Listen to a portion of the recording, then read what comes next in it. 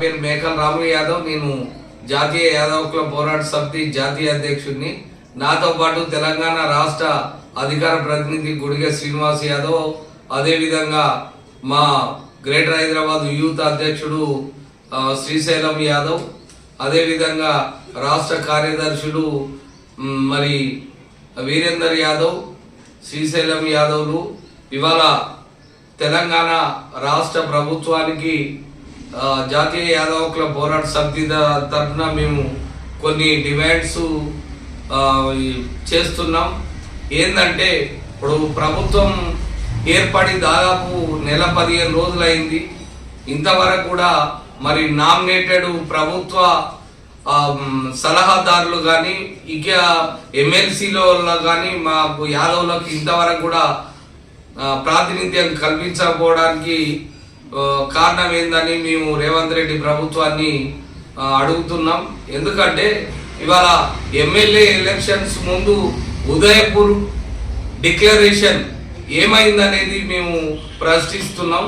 Udaipur declaration ప్రకారం అప్పుడు Congress party ప్రతి ఎంపీ నియోజకవర్గం నుంచి 2 బీసీలకు ఇస్తే 34 బీసీలలో దాదాపు 7-8 ఎమ్మెల్యే సీట్లు యాదవ్లకు వచ్చేది.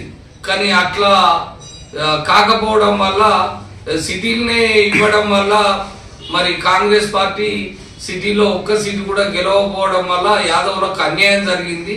ఇప్పటికైనా ఎమ్మెల్సీలలో ఖచ్చితంగా ఎవరినో ఒకరిని మంచి మీ పార్టీకి అహర్నిశలు కష్టపడ్డ వాళ్లకు మీరు ఎమ్మెల్సీగా యాదవ్లకు అవకాశం ఇచ్చి మంత్రివర్గంలో తీసుకోవాలనేది ప్రధానమైన డిమాండ్. అదేవిధంగా ప్రభుత్వ సలహాదారులు ఇంకా కొంతమంది తీసుకునే అవకాశం ఉంది. యాదవ్లు చాలా మంది మేధావులు ఉన్నారు, యాదవ్లను తీసుకోవాలి ప్రభుత్వ సలహాదారుగా.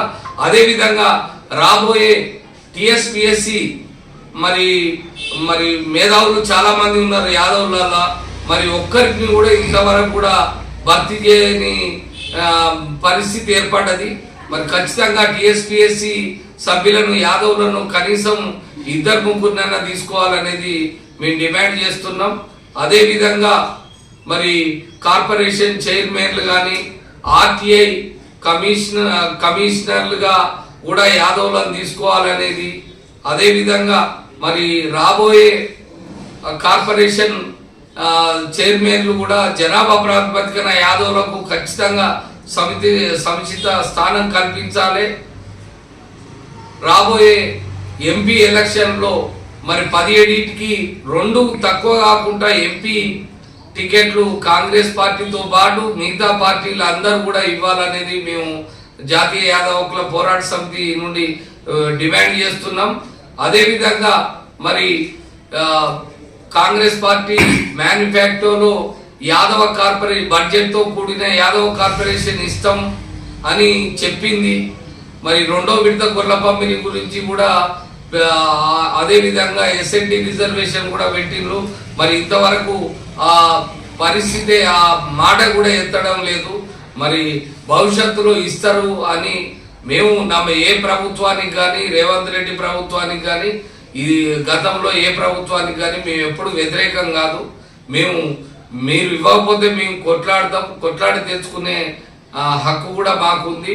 మేము ఆ విధంగా మాకు ఎప్పుడైనా రాజకీయంగా ఎదుగుదల కోసం మా జాతి బిడ్డలు రాజకీయంగా ఎదగడానికి వారి యొక్క రాజకీయ భవిష్యత్తు కోసం మేము ఎప్పటిలాగానే పోరాడుతూనే ఉంటాం. ఈ రేవంత్ రెడ్డి ప్రభుత్వాన్ని కూడా మేము విజ్ఞప్తి చేస్తున్నాం. అయ్యా పోయిన ఎమ్మెల్యే ఎలక్షన్లో మీ కాంగ్రెస్ పార్టీకి గంపగుత్తగా ఓట్లేసినాం. మరి మీరు చూడండి, మీరు ఖచ్చితంగా మాకు యాదవ్లకు జనాభా ప్రాతిపదికన మీరు కనుక ప్రాతినిధ్యం కల్పించకపోతే మాత్రం రాబోయే ఎంపీ ఎలక్షన్లో పార్లమెంట్ ఎలక్షన్లో ఖచ్చితంగా మేము మా ఆలోచనను పునరాలోచించుకోవాల్సిన పరిస్థితి ఏర్పడుతుంది. మీరు ఎక్కువ ఇస్తే అదేవిధంగా మీకు అండగా నిలబడతాం. మీరు కనుక ప్రాతినిధ్యం కల్పించకపోతే మా ఆలోచనలో మార్పు వస్తుంది. మేము ఖచ్చితంగా కొట్లాడతాం మీ ప్రభుత్వంతో. కాబట్టి ఖచ్చితంగా నామినేటెడ్ ఇతర పదవులను ఎట్టి పరిస్థితుల్లో యాదవ్లకు జనాభా ప్రాతిపదికన ఇవ్వాలని మేము రేవంత్ రెడ్డి ప్రభుత్వాన్ని మేము డిమాండ్ చేస్తున్నాం. జై యాదవ్, జై యాదవ్, యాదవ్ ఐక్యత, వర్ధిల్లాలి, యాదవ్ ఐక్యత. వర్ధిల్లాలి.